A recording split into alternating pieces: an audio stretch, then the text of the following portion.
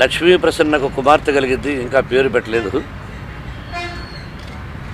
ధైర్యంగా నిన్ననే సాక్షి దినపత్రికలో అద్భుతమైన ఇంటర్వ్యూ చెప్పింది పాప.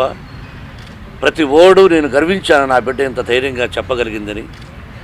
దానిలో అద్భుతమైన మాట ఏంటంటే, పిల్లలు లేకుండా ఉంటే భార్యాభర్తలకు మనస్పర్ధలు వస్తాయి, కలహాలు వస్తాయి, విడిపోయినటువంటి కుటుంబాలు ఉన్నాయి, ఎన్నో ఉన్నాయి సంఘటనలు. భార్యాభర్తలకు బిడ్డలు లేకపోతే, బిడ్డలు లేనంత మాత్రాన భార్యాభర్తలు విడిపోకండి, దానికి సొల్యూషన్ ఉంది అని పాప ఏదైతే చేయించుకున్నదో దాని గురించి ప్రజలందరికీ తెలియజేసింది. ఇది ఒక మంచి సందేశంగా నేను భావిస్తున్నాను. నిజాన్ని నిర్భయంగా చెప్పగలిగిన కుటుంబం నాది.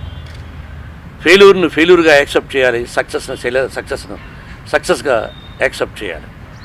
లేకపోతే సక్సెస్ను గురించి విర్రవీగి ఫెయిల్యూర్ను గురించి చెప్పకపోవడం అసమర్థుల లక్షణాలు. నా బిడ్డలకు నేను నేర్పించాను నీతిగా, న్యాయంగా, ధర్మంగా. ఇన్ని సంవత్సరాల నుంచి ఉన్నది ఉన్నట్టు చెప్పమని.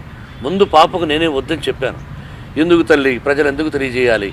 ఎవరి కుటుంబంలో ఏం జరుగుతుందో మనం అడుగుతున్నావా? ప్రతి కుటుంబంలోనూ ఎన్నో రకరకాలుగా సమస్యలు ఉంటాయి. మనకెందుకు అవి? మన వల్లైన సహాయం మనకు తెలిసిన వాళ్ళకి సహాయం చేద్దాం. మనకేదైనా ఉంటే మనకు కావాల్సిన వాళ్ళు చేస్తారు. మన ఇంట్లో విషయాలు బయట చెప్పడం ఎందుకు అన్నాను. లేదు డాడీ, 10 మందికి చెప్పడంలో ఎంతో మంచి ఉందని చెప్పింది. తను చెప్పింది శభాష్, చాలామంది బ్రహ్మాండంగా చెప్పిందన్నారు. సంతోషం.